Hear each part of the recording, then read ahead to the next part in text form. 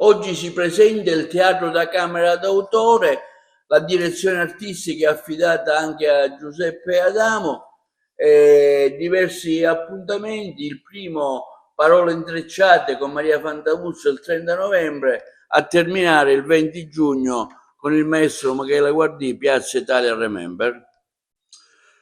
Sì, anche quest'anno proponiamo la stagione del teatro da camera, che è nata appunto, è all'8ª edizione, è nata 8 anni fa, è nata quasi, come dicevo prima, quasi per scherzo, però i successi che ci sono stati tributati ci hanno spinto a fare sempre di più e sempre di meglio.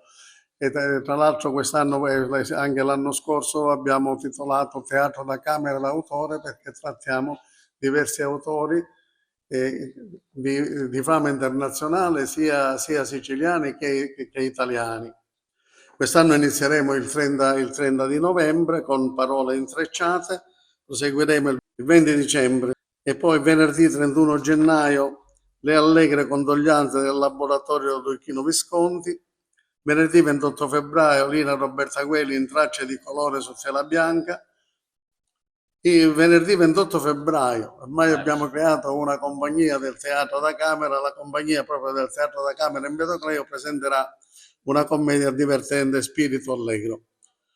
Venerdì 2 maggio Santro Re in 3 monologhi di Chekhov, Fa male il tabacco, Tragico suo malgrado e aforismi cecoviani. Per concludere alla grande il 20 giugno con Piazza Italia Remember, con la partecipazione del grande maestro Michele Guardì. Parliamo di questa nuova stagione teatrale? Sì, è una stagione teatrale molto intensa. Naturalmente noi abbiamo sempre, come sempre, le scelte su autori classici e di livello internazionale. Il Teatro della Camera ha questa funzione, comunicare soprattutto in uno spazio piccolo per un pubblico di 100-150 persone i testi e i racconti e le ragioni culturali e letterarie dei grandi scrittori, da Pirandello a Sciascia, Bertolt Brecht, e abbiamo fatto tantissimi autori di livello nazionale ed internazionale.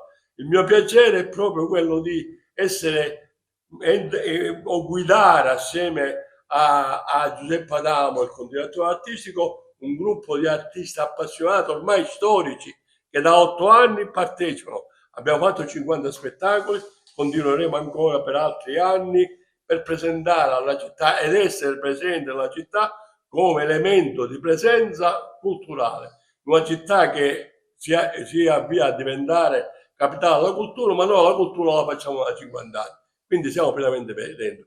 Grazie a TVA e al sostegno che ci ha sempre dato e che ci dà ogni anno. Grazie.